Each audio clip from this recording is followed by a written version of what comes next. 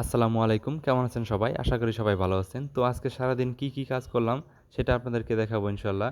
তো আজকে আমাদের সারাদিনের কাজ হচ্ছে কয়েকটা ব্রাকেট হোল্ডার লাগানো এবং ডাইনিং স্পেসের মধ্যে ছোট একটা ঝাড়বাতি আছে, সেই ঝাড়বাতিটা ফিটিং করতে হবে। আর এই বিল্ডিং এর মধ্যে কাজগুলো পুরোটাই এলোমেলোভাবে হচ্ছে। আর এগুলো কিন্তু বাসা মালিকের অনুযায়ী হইতেছে। কারণ উনি একদিন বলতেছে হোল্ডার লাগাতে, আরেকদিন বলতেছে সুইচ সকেট লাগাতে। তো যাই হোক উনাদের কথা মতে আমরা কাজগুলো করতেছি।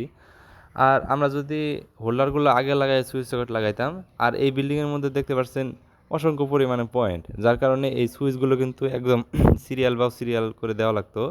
কারণ অনেক সুইচের মধ্যে এলোমেলোভাবে থাকলে ওনাদেরই সমস্যা হবে, সেটা আমরা ওনাদেরকে বলছিলাম, তারপরে ওনারা মানে নাই। তো এখন কি করার, ওনাদের কথা তো শুনতে হবে অবশ্যই। তো আমরা সিঁড়ির মধ্যে অনেকগুলো লাইট দিয়েছিলাম। এই সিঁড়ির ধাপের মধ্যে 52টা লাইট আছে। তো এই লাইটগুলো সবগুলো সেন্সরের মাধ্যমে অপারেট হবে। আর এই লাইনগুলো আমরা নিচ দিয়ে বের করেছিলাম। এই জায়গায় একটা জয়েন্ট বোর্ড হবে আর দুইটা ফাঁকা পাইপ দেখতে পাচ্ছেন। এই ফাঁকা পাইপটা দিয়ে আমাদের তারগুলো যাবে হচ্ছে এমডিবিতে, এই জায়গায় ঘুরে তারপরে এদিক দিয়ে ঘুরে এসে এমডিবিতে এই জায়গায় একটা ড্রাইভার বক্স থাকবে লাইটগুলো অপারেট হওয়ার জন্য।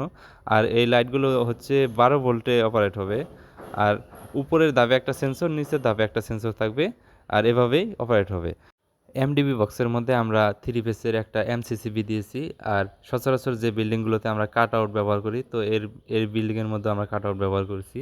আর এর মধ্যে আমাদের ঝাড়বাতিটা ফিটিং করা প্রায় অর্ধেক হয়ে গেছে। ভালো কথা, এই ঝাড়বাতিটি ফিটিং করতে গিয়ে আমরা একটা ঝামেলার মধ্যে পড়েছিলাম। সেটা হচ্ছে এই ঝাড়বাতিটা হচ্ছে প্লেন ছাদের মধ্যে লাগানো সিস্টেম, অর্থাৎ ফ্যান বক্সের মধ্যে যে ফ্যান হুকটা থাকে সেই হুকের মধ্যে লাগানোর কোনো সিস্টেম নাই, যার কারণে আমাদের এক্সট্রা করে একটা ক্লাম বানিয়ে নেওয়া লাগছে এরকমভাবে। তারপর আমরা এই জারপাতিটি সুন্দরভাবে ফিটিং করতে পারি।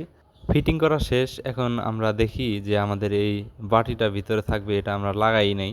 তো এখন এটার জন্য এখন আমাদের পুরো ঝাড়বাতিটা আবার খোলা লাগবে। তো তারপর এখন কি করার, পুরো ঝাড়বাতিটা খুলে আবার নতুন করে একটা একটা করে সেটিং করে দিলাম। প্রথমে ভাবছিলাম যে এই চেনটা খুললে মনে হয় আমাদের বাটিটি লাগাতে পারবো, কিন্তু চেনটা খুলতে গেলে দেখা যাচ্ছে আমরা তারগুলো যে জয়েন্ট দিয়েছিলাম সেই জয়েন্টগুলো আবার নতুন করে খোলা লাগবে, অর্থাৎ ঝাড়বাতিটা খোলাই লাগবে। তারপর আবার নতুন করে সেই ইয়েটা খুলে আবার লাগাই দেই। সব কিছু ঠিকঠাক লাগানোর পরে এটা হচ্ছে আমাদের ফাইনাল লুক।